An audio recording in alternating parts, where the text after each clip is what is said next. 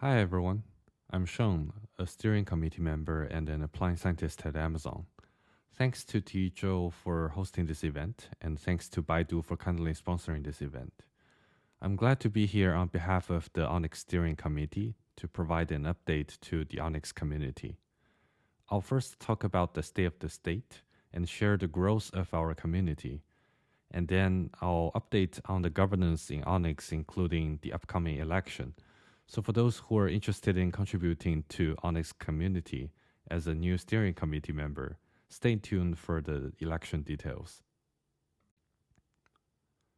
Since our last meetup in October, our community continues to grow at an amazing pace. Here are the metrics that we collected for the various aspects of the ONNX community. For development, we see close to 6,000 PRs across all the ONNX repos, which constitutes a 12% growth. We see close to 20% growth in the number of forks for the main repo, and we have 186 contributors now in the community. We continue to gather the attention of deep learning community with close to 10,000 stars. Our model zoo also continues to get larger with richer workload coverage. In terms of adoption, the academic adoption is particularly exciting as we see 150% growth in the number of mentions of ONNX in papers. We also have 2,550 repos that depend on ONNX, and we see monthly downloads continue to grow at 22%. Thanks to the hard work and the great collaboration among community members, the impact of ONNX continues to grow rapidly. In terms of support, there are now a wide range of frameworks, libraries, runtimes, and compilers that support ONNX. Also, I'm proud to announce our participation in Python Data API Consortium, whose logo is in the top right.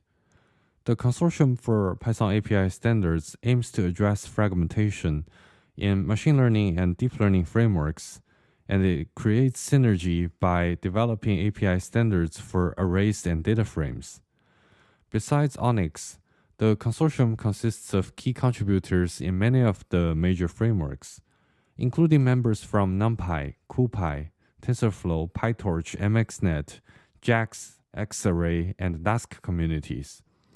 We all work together by examining the current API definitions in these frameworks, carefully designing future-proof APIs, and openly driving the definition of the standard through discussions, open draft, and RFCs for early feedbacks. So as the de facto standard definition for model exchange format in deep learning, ONNX community has a lot of experience to offer to this effort. On the other hand, through adopting the API standard as part of our roadmap and by aligning with other communities, we expect ONNX to bring its benefits to an even larger community and to other ecosystems in the near future. For new runtimes, we also gladly welcome Halo, a top-performing AI processor for edge devices, as a new addition to the community. Next, I'll provide an update on the governance of ONNX project and also talk about the upcoming election process. ONNX open governance model consists of three main groups. The steering committee, or SC, which is what the upcoming election is for, is the group that sets the overall direction of the project. Special interest groups, or SIGs, are persistent groups that are responsible for specific technical aspects of the project. As you see highlighted, we have a new member, Rama, who stepped up for operator SIG as co-lead after Imad. We thank Imad for his contribution as the previous operator SIG lead, and we gladly welcome Rama and are grateful for him to fill this important role. And finally, we have working groups, which are temporary groups that are set up for specific topics.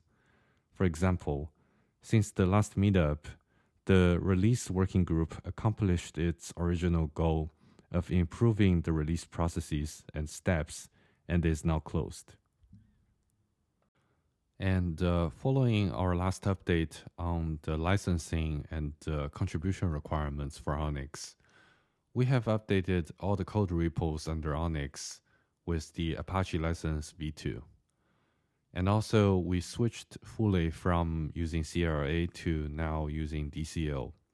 And DCO bots are now enabled on all repos under ONNX and are required. So to pass the DCO bot, all commits in the PR must be signed. It is very easy to do. If you're using Git command line, you can turn on the -S switch so that it would automatically include the signature. Or if you're using Web UI or other tools, you can include such a message signed off by and make sure that the email address is the correct one. And that would enable the signing in such a use case. So if you have more questions on this, you can check out the contributing.md for more tips.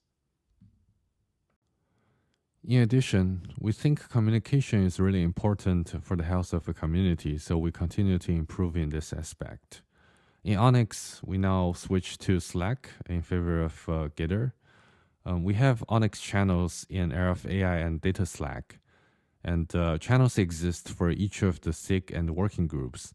So if you haven't done so, please sign up for RFAI and Data Slack, and then join these ONNX channels. We also enabled GitHub discussions on the ONNX main repo. It's a new feature that is very good for technical questions and discussions that usually don't work well as issues. And here's a tip that issues can be converted to discussions, but not vice versa. And for other repos of ONNX, we can enable this feature too upon request of the maintainers of these repos. We're also seeking hosts for future events like this one.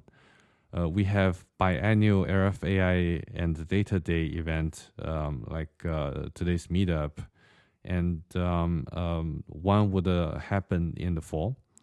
The planning for this event starts 3 months before, and we seek to gather around 10 community talks. So if you're interested in hosting such an event, please reach out to us.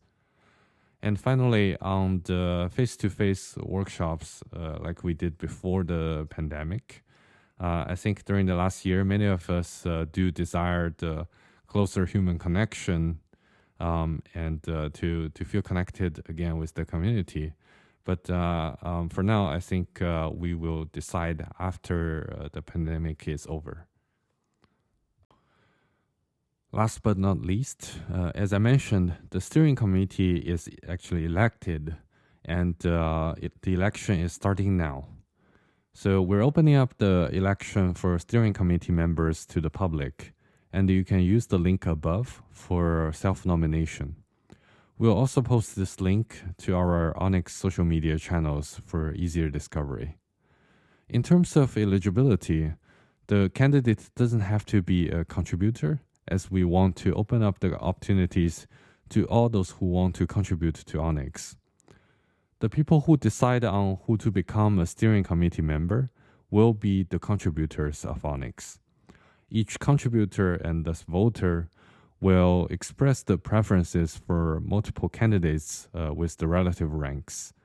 And these votes are then used in the Condorcet voting process with Schutz method, and are then rolled up to an associated company to form the vote of that company.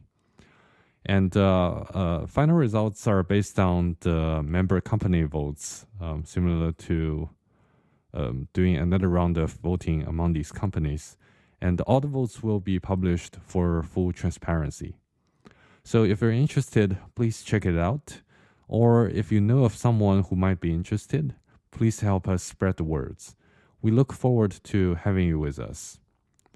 And that's all from me. Next, we will have Junhoon to share with us the ONNX roadmaps.